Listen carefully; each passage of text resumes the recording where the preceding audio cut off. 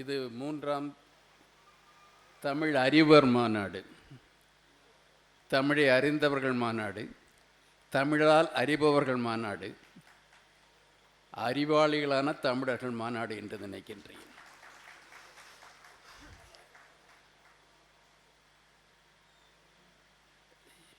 இங்கே அருமை தோழர் திருமுருகன் காந்தி அவர்கள் ஏறக்குறைய இந்த அமர்வின் சாரத்தை உங்களுக்கு சொல்லிவிட்டார். அதே சிறிது எதுகை மோனையோடு சொல்ல வேண்டிய ஒரு பணி எனக்கு தந்திருக்கின்றார். தோழர்களே, எந்த ஒன்றையும் சரிவர நாம் உள்வாங்கிக் கொள்ள வேண்டுமென்றால் அதற்கு ஒரு அவசியம் என்ன இருக்கிறது என்றால், ஆங்கிலத்தில் to disabuse our mind from past prejudices என்று சொல்லுவார்கள். ஏற்கனவே நமது உள்ளத்தில் அறிவில் பல கருத்துக்கள் திணிக்கப்பட்டிருக்கின்றன. அதை அறிவு என்று ஏற்றுக்கொண்டிருக்கின்றோம், உண்மை என்று ஏற்றுக்கொண்டிருக்கின்றோம். அவற்றை நாம் விமர்சிக்கின்ற பொழுது பலருக்கு மனம் புண்படலாம். புண்படக்கூடிய நிலையில் எந்த உண்மையையும் அவர்கள் ஏற்றுக்கொள்ளக்கூடிய மனப்பக்குவத்தில் இருக்க மாட்டார்கள். ஆனால் இந்த அவை ஒரு சிந்தனை சுதந்திரத்துடன் கூடிய அவை என்று நினைக்கின்றேன். ஆகவே தயக்கமின்றி அச்சமின்றி ஒரு வரலாற்று ஆசிரியன் என்ற முறையில் மட்டும் இந்த தலைப்பிலான எனது கருத்துக்களை உங்கள் முன் பகிர்ந்து கொள்ள விரும்புகின்றேன்.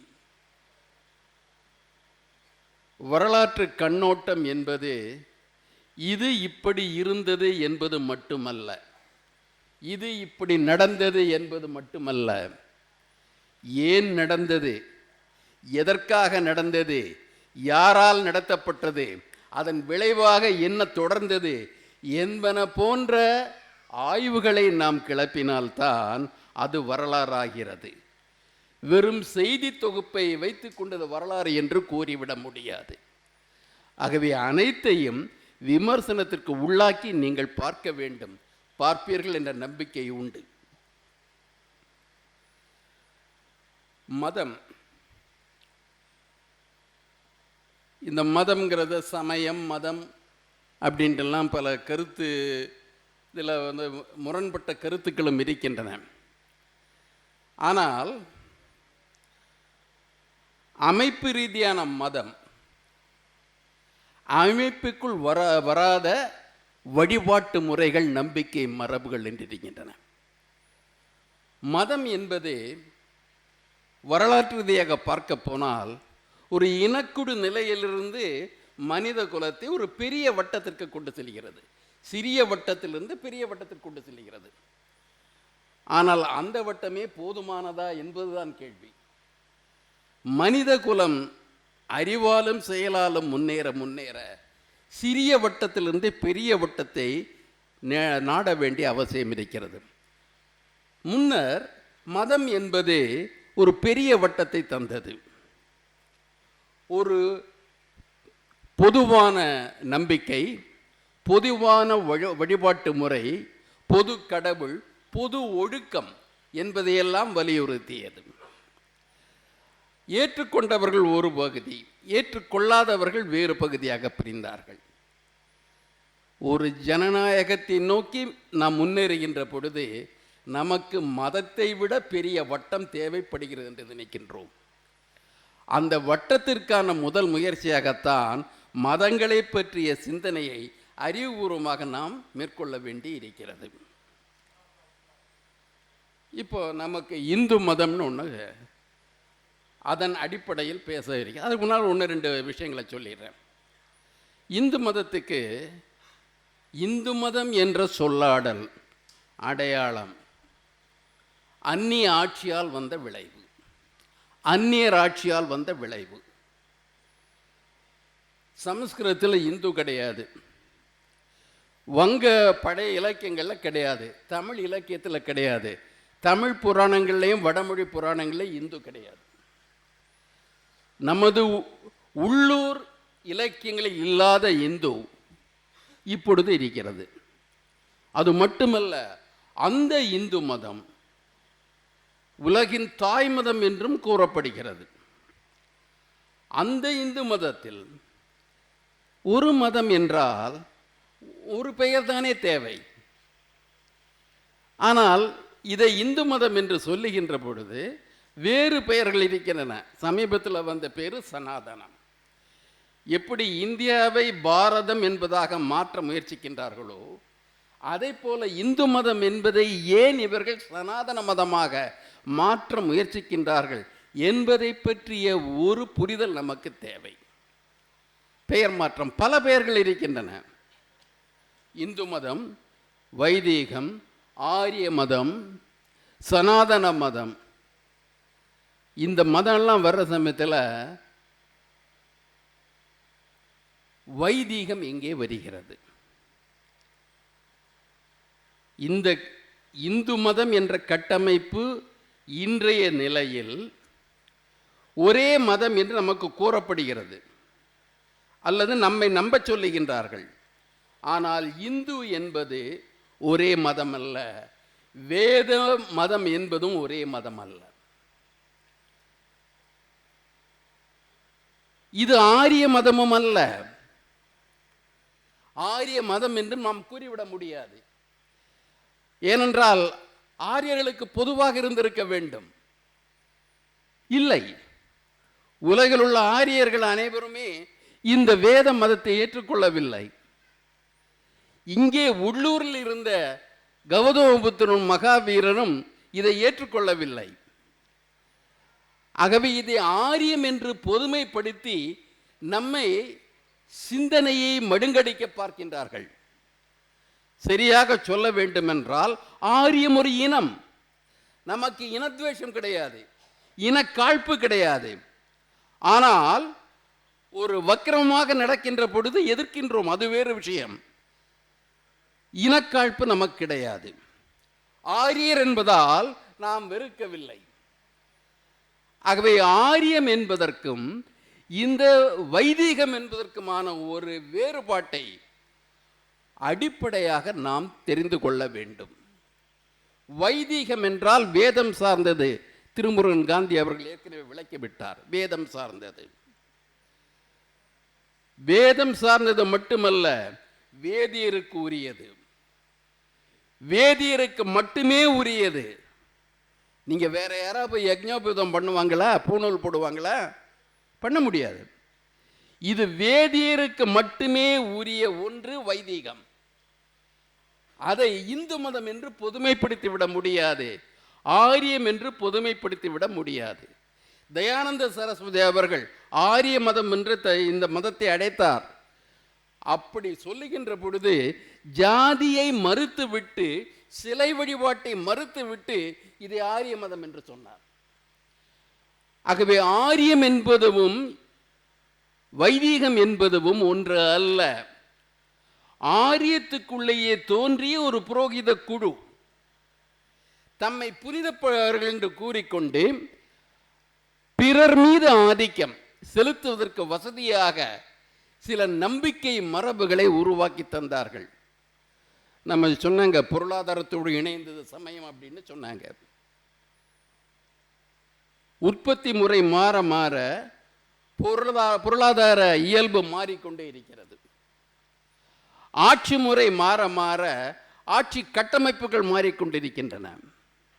அனைத்துமே மாறுகின்ற பொழுது கடவுள் நம்பிக்கை மட்டும் மாறாமல் இருக்குமா? சமயம் மட்டும் மாறாமல் இருக்குமா? மதம் மாறாமல் இருக்கக்கூடியதா? மதமும் மாறிக்கொண்டே வருகிறது.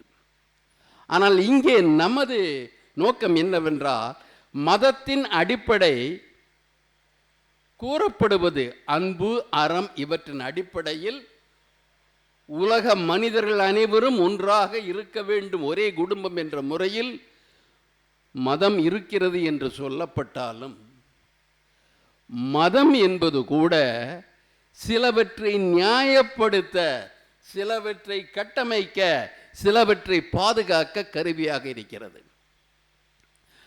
மதத்தின் மூலமாக சொல்லப்படுகின்ற அறநெறிகள், சமூக கட்டுப்பாடுகள் பெரும்பாலும் ஆட்சியாளருக்கு சாதகமாக உருவாக்கப்பட்டிருக்கின்றன. அவை அந்த மக்களை, அந்த அமைப்புக்குள் இருக்கின்ற மக்களை இணங்கி போக செய்வதற்காக மதம் பயன்பட்டிருக்கிறது. இணக்கத்தை தவிர்க்க முற்படுகின்ற பொழுது கிளர்ச்சிகள், புரட்சிகள் வருகின்றன. அடிமை முறை இருந்த காலத்தில் கிறிஸ்துவம் வந்த பொழுது ரோமானிய அடிமைகளுக்கு ஒரு விடுதலை கருவியாக கிறிஸ்துவம் இருந்தது. நிலமானிய முறை கொடுமையாக மாறிய பொழுது அதிலிருந்து விடுவிக்கும் ஒரு கருவியாக இஸ்லாம் இருந்தது. பொருளாதாரம் அதில் இருக்கிறது. சமூகம் மனிதன் இல்லாத ஒன்று இல்லை, மதம் இல்லை. ஆனால் இங்கே நம்மை போன்றவர்கள் மதத்தை பார்ப்பது மக்கள் நலன்களின் அடிப்படையில் மதத்தை விமர்சனம் செய்ய விரும்புகின்றோம்.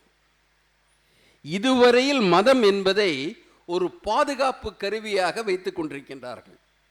பாதுகாக்கப்பட வேண்டிய ஒன்றாக சொல்லுகின்றார்கள். கன்சர்விங் ஏஜென்சி, அதை பாதுகாக்கணும், மாற்றத்திற்கு தடையாக பயன்படுத்தி கொண்டிருக்கின்றார்கள். நமது நோக்கம் மாற்றுவது. அந்த மாற்ற விரும்புகின்ற பொழுது மதத்தை பற்றி விமர்சனத்தை செய்ய வேண்டியிருக்கிறது. சரி, இப்போ வேத மதம்னு சொல்கிறோம். வேத மதம் அப்படின்னு சொன்னால் அது ஏற்கனவே சொன்னேன், அது பிராமணர்களுக்கு மட்டுமே உரியதே தவிர அந்த மதம் பிராமணர் அல்லாத பிற மக்களுக்கு, சத்திரியர்களுக்கு கூட உரியது அல்ல, பிற ஆரியர்களுக்கு உரியது அல்ல. அந்த மதத்தை எதை அடிப்படையாக கொண்டிருக்கிறது என்றால் இந்த யக்ஞத்தை நம்பிக்கையாக கொண்டிருக்கிறது. பூணூலுக்கு யக்ஞோபவிதம்னு சொன்னாங்க, வேதோபவிதம் சொல்லலை. வேதத்திற்கு அறிமுகம் செய்வதற்கான நிகழ்ச்சின்னு சொல்லலை, யக்ஞத்திற்கு கொண்டு செல்வதற்கான முதல் நிகழ்ச்சின்னு இந்த பூணூல் அணிகிறத சொன்னாங்க. யக்ஞம் தான் அந்த இடத்துல அடிப்படையாகிறது. யக்ஞம் என்றால் என்ன? யக்ஞம் என்றால் மன்னனுக்கு வெற்றியை கொண்டு வருவதற்காக இயற்கை சக்திகளை நாங்கள் இந்த மந்திரங்களின் மூலமாகவும் தந்திரங்களின் மூலமாகவும் பலிகளின் மூலமாகவும் ஏற்படுத்தி தருகிறோம் என்று ஆண்டவர்களை நம்ப வைத்தார்கள். அந்த ஆண்டவனை அல்ல, நாட்டை ஆண்டவர்களை நம்ப வைத்தார்கள். அதற்கான ஒரே கருவி, ஏஜென்சி தாங்கள் தான் என்று சொன்னார்கள்.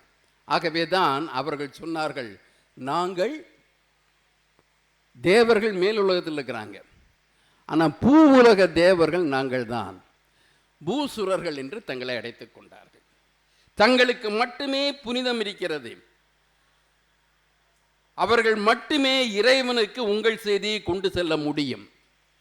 ஆகவே அடிப்படையில் இறைவனை விட முக்கியமானவர்களாக இந்த மண்ணுலகில் இருப்பவர்கள் பிராமணர்கள்.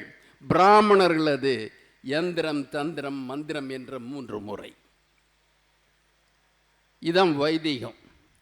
ஆனால் நமக்கு என்ன?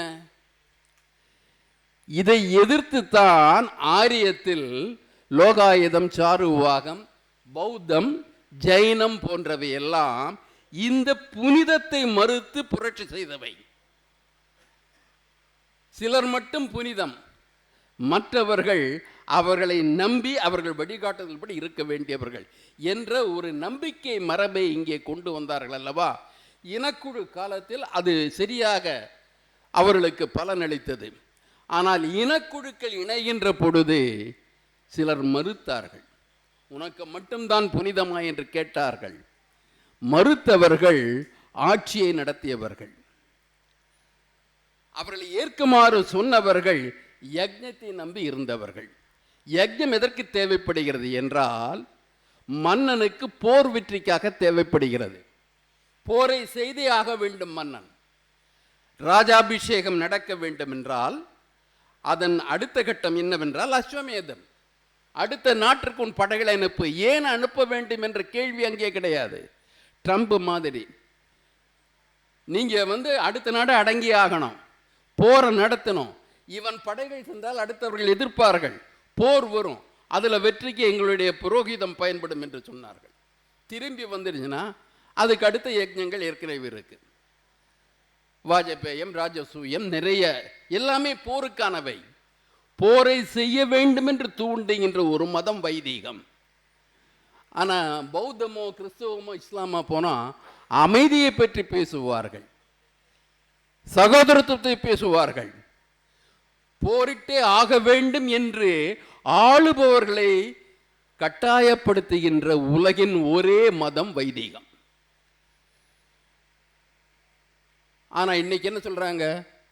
வாசுதேவ குடும்பகம் அப்படின்னு நாங்க தான் உலகத்துக்கே மனித நேயத்தை கற்பித்தோங்கிறாங்க. தோழர்களே, சமஸ்கிருதம் தெரிஞ்சவங்க இங்கே இருக்கலாம். வசு என்றால் குடு என்று பொருள். வசு என்றால் குடு. வசுதேவ, தேவர்களின் குடுக்கள் அவங்க ஒரே குடும்பமா இருக்கிறாங்க. தேவர்கள் அல்லாத நம்மை போன்ற மனிதர்களுக்கு என்ன, நாம் இதில் வரவில்லை. ஆனா இப்ப இதற்கு புது விளக்கம் தெரிகின்றார்கள். அடிப்படையில் சமஸ்கிருதத்தில் அந்த மொழியில் அது பொருள் அல்ல. ஆனால் நம்மை ஏமாற்றுவதற்காக, உலகை ஏமாற்றுவதற்காக அவர்கள் அன்று ஆயிரம் ஆண்டுகளுக்கு முன்பேயே நாம் உலகம் என்று சொன்னோம் என்று நம்ம சொல்லுகின்றார்கள். விளக்கத்தின் மூலமாகவே விபரீதங்களை கொண்டு வந்தவர்கள் வைதிகர்கள், விளக்கங்கள் மூலமாக. இப்ப அதை எதிர்த்து வர்ற சமயத்தில் எதிர்த்தவர்கள் தான் பிராமணியத்தை எதிர்த்தவர்கள் தான் சிரமணேயர்கள் என்று சொல்லப்பட்டவர்கள். பிராமணியத்தை மறுத்தவர்கள் சிரமணர்கள். சிரமணர்கள் பல பிரிவு உண்டு. சாங்கியர்களும் சிரமணர்கள் தான், லோகாயுதவாதிகளும் சிரமணர்கள் தான், பௌத்தர்களும் சிரமணர்கள் தான், ஜைனர்களும் சிரமணர்கள் தான். சிரமணம் என்றால் பிராமணியம் அல்லாதது என்று பொருள். அந்த சிரமணத்தை முன்னெடுத்து சென்றவர்கள் புரோகிதர்கள் அல்ல, ஆட்சியில் இருந்தவர்கள், சத்திரியர்கள். அவர்களது கருத்துக்களைத்தான் உபனிஷதம் என்று சொன்னார்கள். வேதாந்தம் என்று அதை பின்னர் மாற்றினார்கள். வேதாந்தம் என்று சொல்லுகின்ற பொழுது ஏதோ வேதத்தின் தொடர்ச்சி, வேதத்தின் சாரம் என்று நமக்கு இன்று விளக்கம் தருகின்றார்கள். நண்பர்களே, அந்தம் என்றால் முடிவுக்கு கொண்டு வருவது என்று பொருள். வேதத்தின் புனிதத்தை முடிவுக்கு கொண்டு வந்த ஒரு தத்துவத்தை வேதத்தின் பகுதி என்று எப்படி ஏற்றுக்கொள்வது? நாம் சிந்திக்க வேண்டாமா? அவர்கள் சொல்லுவதை அப்படியே ஏற்றுக்கொள்ள வேண்டுமா? இந்த வேதம் என்ன சொல்லுகிறது? இந்த உபனிஷதம் என்ன சொல்லுகிறது? புனிதம் என்பது அனைவருக்கும் உண்டு என்று சொல்லுகிறது. ஆத்மா பிரம்மா என்பது, ஆத்மா என்பது உன்னிடத்தில் மட்டுமா? என்னிடத்திலும் உண்டு. சர்வம் பிரம்மம் என்று சொல்லுகிறது. நீயும் பிரம்மம் நானும் பிரம்மம் என்று பிரம்ம சமத்துவம் சொன்ன அந்த கருத்தை, உபனிஷத கருத்தை வேதத்தின் கருத்து என்று நாம் ஏற்றுக்கொள்ள முடியுமா? வேத மறுப்பு கருத்து. அந்த மறுப்பு கருத்தை ஆரியத்துக்குள்ளே இருந்த மன்னர்களும், இவர்கள் புதிதாக பரவிய இடங்கள் இருந்த ஆரியர் அல்லாத குடித்தலைவர்களும் அந்த கருத்தை ஏற்றுக்கொண்ட பொழுதுதான் முதலாக இந்த பிராமண குழுக்கள் கிழக்கிலும் தெற்கிலும் புலம்பெயர துவங்கினார்கள். அதான் முதல்ல வருது. அவர்களுக்கு புரவலர்கள் தேவை. வடக்கில் அந்த புலவர்கள் எண்ணிக்கை குறைந்த பொழுது புதிய புலவர்களை நாடி தெற்கே வருகின்றார்கள். அந்த தெற்கே என்ன ஆச்சுன்னா, யஜ்ஞம் செய்கிறது மன்னன்.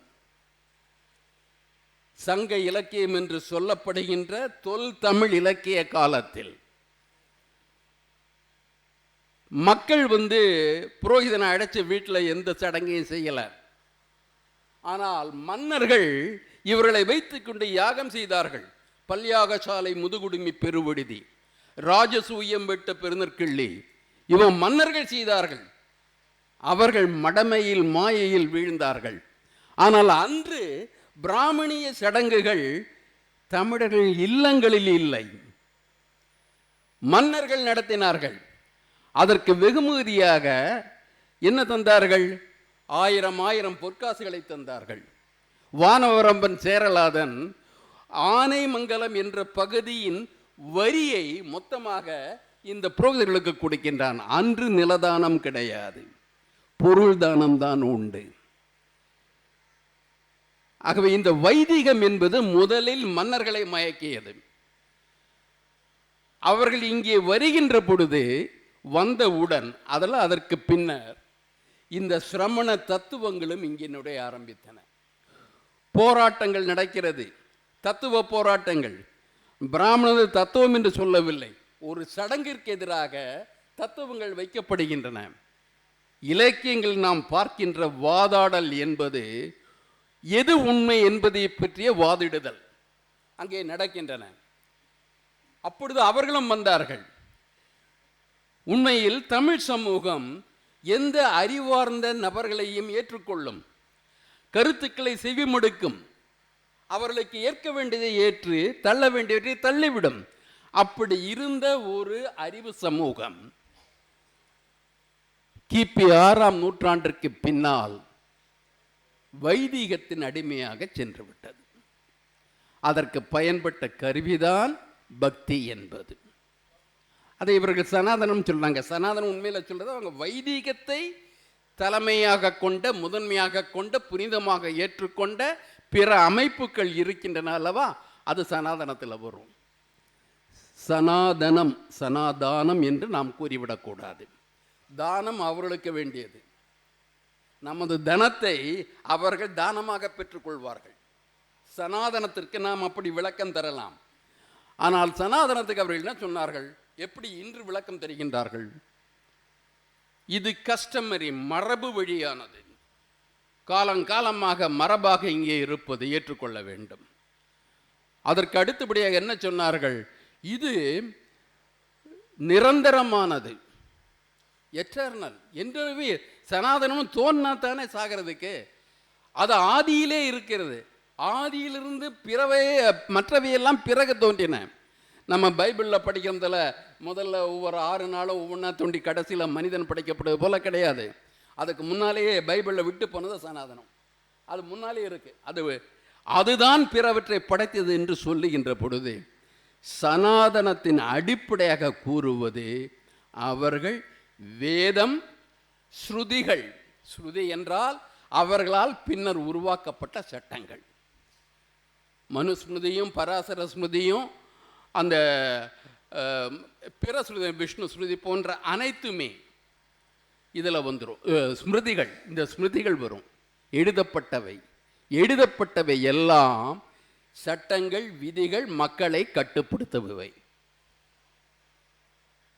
அப்போ இந்த இடத்துல நம்ம பார்க்கிறது, இந்த போக்கில் பார்க்கிறது, வைதீகம் என்பது தனி. இந்த வைதீகர்கள் வைதீகம் அல்லாத பிறரை, ஆரியர் மட்டுமல்ல, ஆரியர் இல்லாத கருப்பு நிற மக்களை, திராவிடரை, தமிழரை வெற்றி கொள்வதற்கு கையாண்ட முறை, அவர்கள் வணங்குகின்ற அந்த மரபு வழி தலைவர்களை, சிலைகளை, அவற்றையெல்லாம் வைதீக தலைமையின் கீழ் கொண்டு வந்தார்கள். இதை பிராமணியத்தினுடைய ஒரு செயல்முறை என்பது எதையும் அவர்கள் மறுக்க மாட்டார்கள். ஆனால் அனைத்திற்கு மேலாக தம்மை வைத்துக் கொள்வார்கள், எதையும் மறுக்க மாட்டார்கள். ஆகவே அவர்கள் அதுவரையில் தெரியாத சிவனையும் விஷ்ணுவையும் திருமாலையும் முருகனையெல்லாம் அவர்கள் ஏற்றுக்கொண்டார்கள். ஆனால் அடிப்படை என்ன, இவர்கள் அனைவருமே பிரணவ மந்திரத்தை அறியாதவர்கள். பிரணவத்தை அவர்களுக்கு சொல்லிக் கொடுக்கும் பணியை இவர்கள் ஏற்றுக்கொண்டார்கள். சங்கரர் 6 மதம்னு சொன்னார். இந்த வைதிகம் அல்லாத மதங்கள் எல்லாம் பௌராணிக மதம்னு பேரு. பௌராணிகம்னு சமஸ்கிருதம் சொல்றது புராண மதங்கள். புராணம் யாருக்கு என்றால் இந்த சிலைகளுக்கு. இந்த சிலைகளுக்கு புதிய கதைகளை கற்பிப்பது, பிராமணிய அந்த சார்பினை கற்பிப்பதற்காக உருவாக்கப்பட்டவை புராணங்கள். எந்த புராணத்தை எடுத்துங்க, அவதாரத்தை எடுத்துங்க, எப்படி வருவார், எதற்காக வருகிறார் என்றார், ஒன்று வேதத்தை காப்பாற்றணும், இல்லை வேதியரை காப்பாற்றணும், இல்லை வேதியருக்கு தடையாக இருக்கின்ற பிற மன்னர்களை அழிக்கணும், சம்ஹாரம் செய்யணும். இதுதான் புராணம். அடிப்பு வேலை. இவர்கள் முன்னர் வலியுறுத்திய போரை இப்பொழுது கற்பனையான அவதாரங்களில் தொடரும். மோதலை வைத்தே உருவாக்கப்பட்ட பௌராணிக மதம். 6 மதம் நீங்க பார்க்குறீங்க. சிவனை முதன்மையாக கொண்ட சைவம், திருமாலை முதன்மையாக கொண்ட வைஷ்ணவம், பெண் தெய்வம் தாய் தெய்வம் தேவியை அவர்கள் முதன்மையாக கொண்ட ஒரு பிரிவு. இன்னைக்கும் வங்காளத்திலேயும் மற்ற இடங்களையும் அது இருக்கு. அதை சாக்தம், சக்தியை தலைமையாக கொண்டவர் சாக்தம் என்றார்கள். சூரியனை சௌரவம் என்று சொன்னார்கள், சூரிய வழிபாட்டை. பிறகு இந்த சிறுவனை சேயோன் போன்ற அந்த இளமை கொண்ட பாதுகாப்பு கடவுளரை, காவல் தெய்வங்களை கௌமாரம் என்று மாற்றினார்கள். இறுதியாக அதுவரையில் பௌத்தமாக புத்தருக்கு அழைக்கப்பட்ட அந்த விநாயகர் சிலைகளை, புத்தனுக்கு பெயர் விநாயகன், புத்தருக்கு பெயர் விக்னேஸ்வரன். ஏன் அதை சொன்னார்கள்? புத்தர் துன்பம் விதி என்று எடுத்துக்கொள்ளவில்லை, கடவுளால் இடப்பட்ட சாபம் என்று சொல்லவில்லை. எந்த துன்பத்திற்கும் காரணம் உண்டு. துன்பம் என்பது உண்மை, அது மாயை அல்ல. அதை எதிர்கொண்டாக வேண்டும், துன்பத்தை அகற்றியாக வேண்டும் என்று அவர் சொன்ன தத்துவம், துன்பத்தை மையப்படுத்திய தத்துவம். ஆகவே விக்னத்தை அறுப்பவன் விக்னேஸ்வரன் என்ற அந்த பெயர். கணங்களின் தலைவராக இருந்த சாக்கிய கண தலைவன் கணபதி, தலைமை தாங்கியவன் நாயகன் விநாயகன். இந்த பெயர்களை எல்லாம் இப்பொழுது புராணமயப்படுத்தி சிவனின் பிள்ளையாகவும் மாற்றிக்கொண்டார்கள். படிப்படியாக நமது வழிபாட்டு பொருட்களை பிராமணிய மயப்படுத்தி, சமஸ்கிருத மயப்படுத்தி, அதற்காக சில சடங்குகளை உருவாக்கி நம்மை நாமே இழப்பதற்கு காரணமாக அமைந்தவை இந்த பௌராணிக மதம். நன்றாக யோசித்து பாருங்கள். இந்த 6 வகை வழிபாட்டில் 3 முக்கியமான தெய்வங்கள் சொல்றாங்க. ஆக்கும் கடவுள் பிரம்மா, அதை காக்கும் கடவுள் விஷ்ணு, அடிக்கும் கடவுள் சிவன் சொன்னாங்க. விஷ்ணுவுக்கும் சிவனுக்கும் சண்மதத்தில் இடம் உண்டு. எங்க போனாரு இந்த ஆக்கும் கடவுள் பிரம்மாவுக்கு? பிரம்மா என்றால் பிராமணர்களுக்கு மட்டுமே உரிய ஒன்று, உங்களது வழிபாட்டுக்குரிய ஒன்று அல்ல. ஆகவேதான் 6 வகை சமயங்களில் பிரம்மன் உள்படவில்லை. அப்பா ஏற்கனவே பார்க்குறாங்க, பிராமணன் பிராமணர் அல்லாதாருங்கிற அந்த பிரிவை 1916 TM நாயரும் மற்றவங்களும் கொண்டு வரல. பிராமணர் பிராமணர் அல்லாதார் என்ற பிரிவை ரிக்வேதமே உருவாக்கி விட்டது, அனாரியா என்று உருவாக்கி விட்டது. ஆரியருக்கு அல்லாதவற்றை எப்படி அவர்கள் தங்கள் கட்டுப்பாட்டுக்குள் தாங்கள் அனுபவத்திற்காக மாற்றிக்கொள்வது என்பதற்காக உருவாக்கிய தத்துவங்களும் சடங்குகளும் இன்றும் தொடர்கின்றன. நாம் இன்னைக்கு அது எல்லாம் சரி என்று இந்த சமஸ்கிருதம், இந்த சடங்கு நமது இல்லங்களை விட்டு வெளியேற்றப்படுகிறதோ அன்றுதான் நமக்கு அறிவு விடுதலை, சிந்தனை விடுதலை. இது சாதாரண ஒரு சதி அல்ல. இவர்கள் சொல்லுகின்றபடி யுக சதி. 1000 ஆண்டுகளாக படிப்படியாக நமது மனத்தை, நமது சிந்தனையை அவர்களுக்கு சாதகமாக அடிமைப்படுத்தி அதற்கு இணங்கி போக செய்ய வைக்கின்ற சதி. இப்பொழுது நாம் இணங்க மறுக்க வேண்டும், சடங்குகளை தவிர்க்க வேண்டும். நம்ம இப்போ சொல்றது பழைய வெறியோட்டா அது மாதிரியான பழமைக்கு செல்லுவது அல்ல பரிகாரம். எங்க அப்பா முப்பாட்டன், எங்க பாட்டம் பேதி அப்படின்லாம் சொல்லிட்டு பழங்கடவுளை தேடுவது அல்ல. எந்த ஒரு பிரிவும் சமயமாக இருந்தாலும் கூட நாம் அதை மேம்படுத்தியாக வேண்டும். தமிழருக்கு திணைக்கடவுள் இருந்த காலம் வேறு, பொதுக்கடவுள் இருந்த காலம் வேறு. அந்த பொதுக்கடவுளும் கூட நம்மை பொறுத்தவரையில் மனிதமயப்படுத்தப்பட வேண்டும், சடங்குகளிலிருந்து மீட்டெடுக்க வேண்டும். இல்லாட்டா இன்னைக்கு திருச்செந்தூர்ல சூரசம்ஹாரம் நடக்குது. சூரபத்மன், பத்மாசுரனை சூரபத்மன் பெயர் மாத்திட்டா அந்த தத்துவம் போய் விடுகிறதா? அசுரர்களை ஒடிப்பதுங்கிறத நம்ம சேர்த்துட்டாங்க. நம்மாலே சூரபத்மனை எரிப்பான். கொலையை அடிப்படையாக கொண்ட எந்த தத்துவத்தையும் அறிவு சார்ந்த தமிழர்கள் ஏற்றுக்கொள்ள மறுக்க வேண்டும். இந்த தத்துவத்தை உள்ளத்தில் விதைப்பது வைதீகம். அந்த வைதீகத்தின் பல கரங்கள், ஆக்டோபஸ் மாதிரி பல கரங்கள் இருக்கு. நன்றாக புரிந்து கொள்ளுங்கள். வைதீகத்தின் விஷமங்களை தெளிந்தால், அவற்றை நாம் அகற்றினால், நாம் நிச்சயமாக ஒரு புதிய எழுச்சி பெற்ற முற்போக்கான ஒரு சமூகமாக மாறுவோம். அதுதான் தேசியம், அதுதான் விடுதலை. அறிவு விடுதலை பெறாமல் உண்மையான விடுதலை கிடையாது. நாம் மரபுகளிலிருந்து விடுதலை பெறாமல் நமக்கு விடியல் கிடையாது. நாம் மரபுகளை மாற்றியாக வேண்டும், மனமையிலிருந்து மீட்டாக வேண்டும். படம் பெருமை பேசிக்கொண்டு இந்த புராணங்களை எல்லாம், பக்தி காலத்தை எல்லாம் நாம் சிறப்பு செய்கின்ற வேலையை ஏற்றுக்கொள்ளக்கூடாது என்று சொல்லுகின்ற தவறாக கூட எடுத்துக்கொள்ளப்படலாம். ஆனால் ஒன்றை நினைவில் வைத்துக் கொள்ளுங்கள். தமிழில் கற்பை நம்ம வலியுறுத்துகிறோம். கற்புக்கும் சமஸ்கிருதத்தில் இருக்கிற பாதிவிருத்தியம்ங்கிற பதிவிரதைத்தனத்திற்கும் வேறுபாடு உண்டு. எப்படி சொல்றோம்னா, இதில் ஆதி பருவம் மகாபாரதத்தில் ஒரு சொல்கிறாங்க. உத்தாலகர்னு ஒருத்தர் பிராமணர் இருக்கார், ரிஷி. அவருடைய பிள்ளை ஸ்வேதகேது. அவருடைய மனைவியை ஒரு பிராமணன் கடத்திட்டு போயிட்டான், தூக்கிட்டு போயிட்டான். பிள்ளை துடிக்கிறான், எங்கள் அம்மாவை கடத்திட்டு போயிட்டான்ட்டு. உத்தாலகர் சொல்கிறார், பொறு ஆத்திரப்படாதே, இதுவும் சனாதன தர்மத்தில் வரும். சனாதன தர்மம் பிராமணனுக்கு எதையும் கவர்ந்து கொள்ள உரிமை உண்டு. அவன் என் பெண்டாட்டியை தானே கூட்டு போனான், அது சனாதன தர்மம். அவன் பிராமணன், அவன் எடுத்துட்டு போகிறான், அது பாதிவிருத்தியம். அதே போன்று பாஞ்சாலே 5 பேருக்கு மனைவியாக இருந்தால் அதுவும் பாதிவிருத்தியங்கிறாங்க. அதையும் அவர் வாயாலே சொல்ல வைக்கலாம், பாட்டு வாயால் சொல்கிறவங்க.